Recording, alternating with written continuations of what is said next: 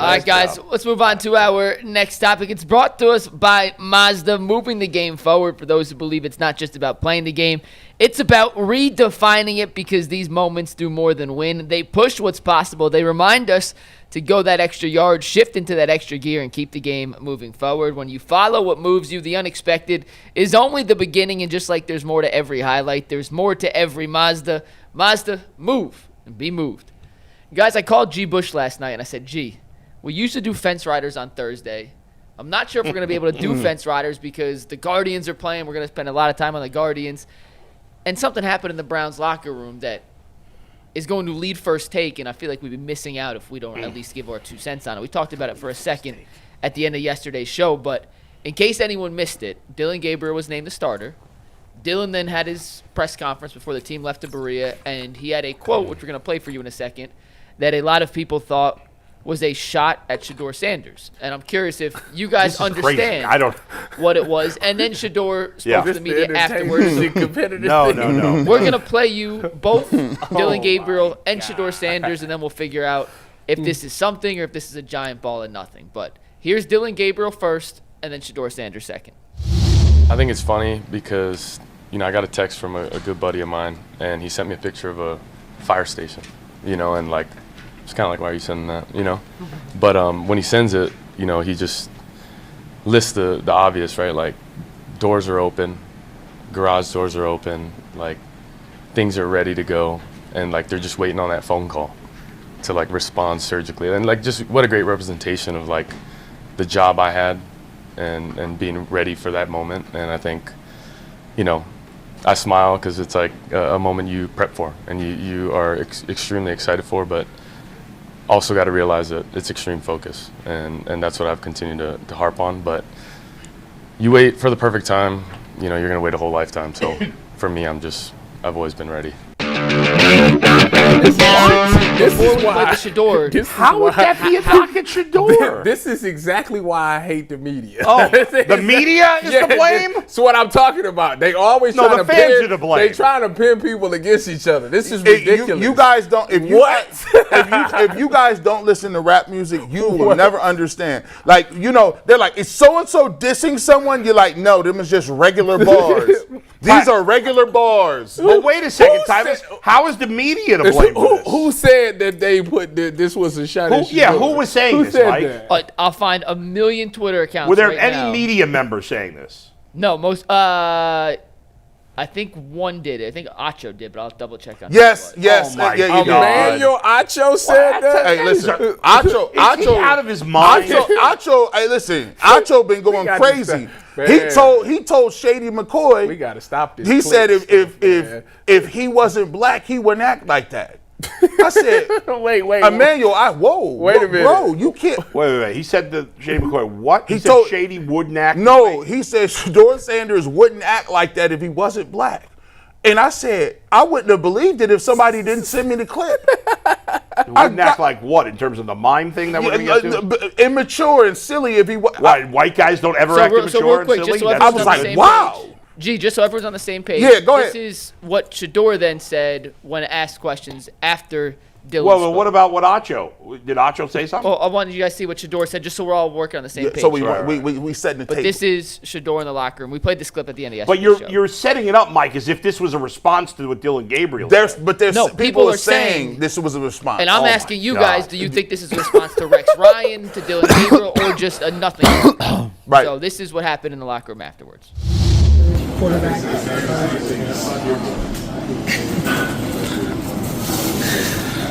Vocally, anything to say? I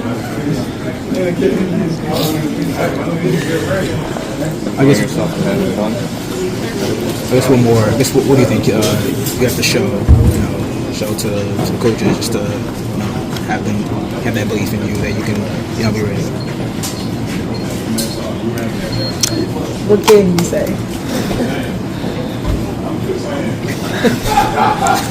How much has Joe been important to both you and Dillon in terms of your guys' development to this point?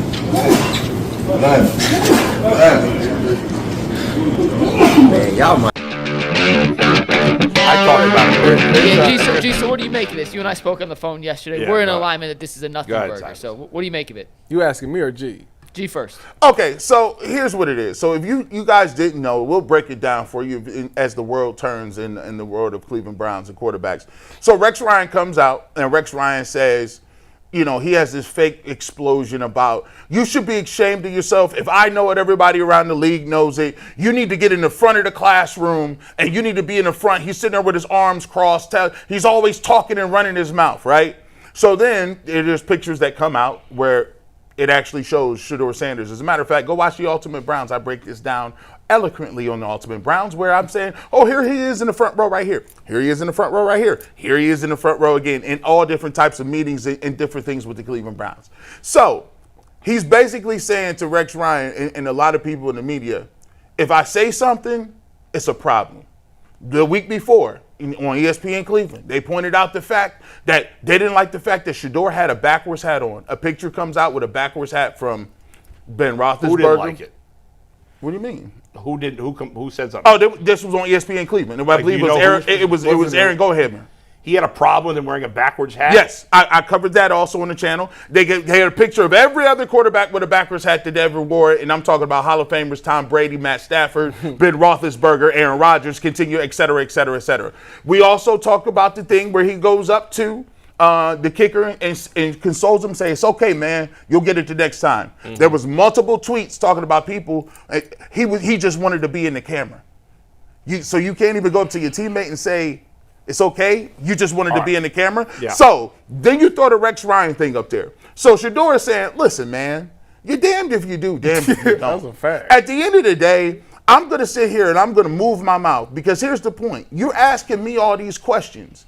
Go ask Dillon Gabriel some questions, bro. He the starting quarterback. Well, they did. They asked him questions. But here's what they want to do. Yeah. They go and ask him, how do you feel about Dillon Gabriel being the starter and you're still the third string quarterback? Did they ask him that specifically, Mike?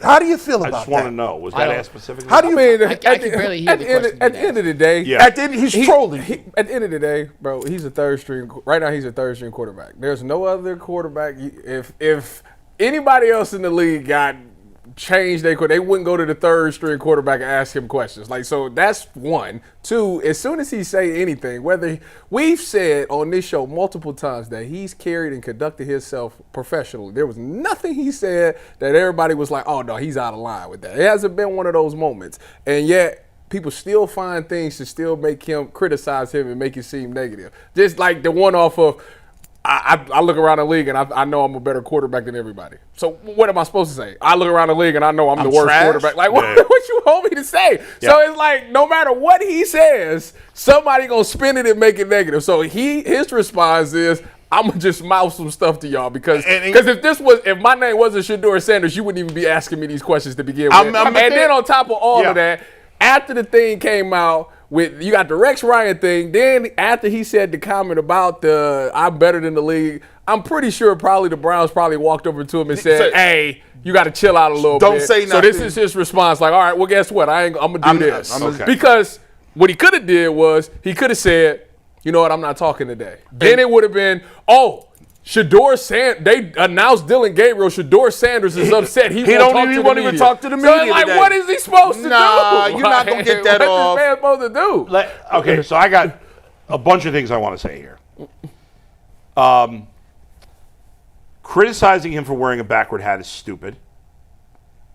It's just ridiculous. Rex Ryan's comments were over the top.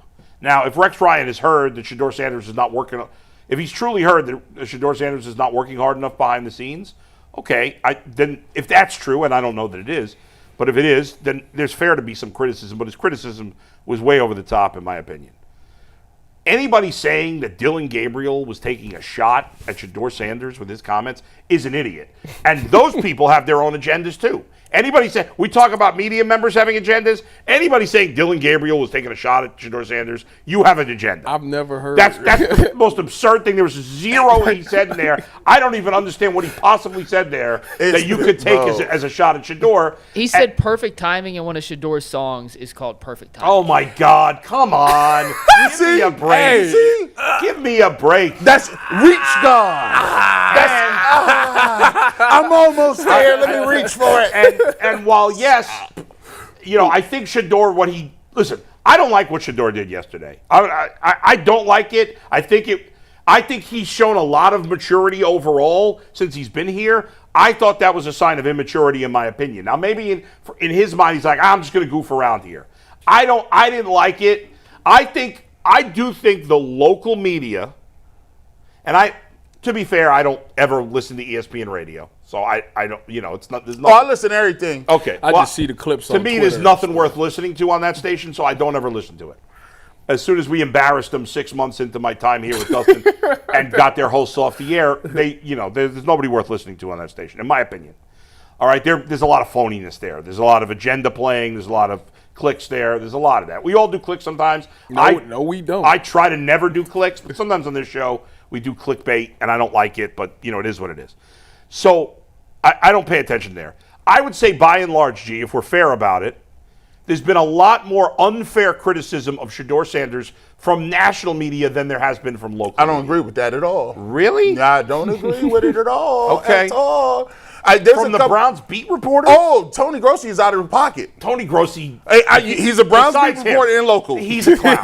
What do you want me to say? Anybody else besides Grossi? Hey, Has anybody else besides Grossi on the beat been I unfair? respect Grossi. hold Stop. on. No, I'm just asking you. Has Listen, anybody listen. else on the beat been unfair besides Grossi? I've had issue with a lot of people. I think Mary Kay has said some things that have been unfair at times. I think listen, it's documented. You go back and watch me. Nobody.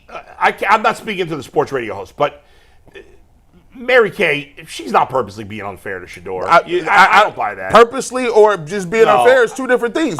Listen, you can listen. Yeah. You could be off. Do you agree? You could be off base with something and not have bad intentions. Yes. Okay. Well, yes. There's times where I'm off base when they're like, "Oh, I didn't mean to be off base." Yes. Okay. It was fair. just. That's fair. I'm not saying it's malicious. I'm just saying. I think I think by and large the people with agendas against Shedeur Sanders are more national people and maybe people that aren't even sports people. Here's what I'm going to say. Here's what I'm going to get to. Yeah. I think people, here's what it is. You know that you can mention somebody's name, and when you mention his name and he's on the thumbnail, your joints is going to go up 50, 60%. Right? And then at the same time, you still want those people. Those people are clicking on because you know he has a fan base that's going to go run and watch it. But then you tell that same fan base that they're in a cult, and then you also tell them that you need to just be quiet and don't say nothing because your time will come. Okay? Now they're sitting down, not saying nothing. Dillon Gabriel's a starter. But now you want to poke the bear and say, well, look what he said. You're like, bro, you just said sit down and shut up. Which one is it? I think this is more like the clowns like Clay Travis and Jason Whitlock and these guys. I don't even count that. Like, I don't know. Listen, I think Shedeur Sanders has been fine. I don't think he's done anything outrageous. This is my first time where I'm like, I don't like this. I don't like it. Now, do I think it's a big deal? Do I need to write an article about it? Do I need to make a big deal? I wouldn't even have talked about it if it were up to me. I didn't even think it was worth talking about.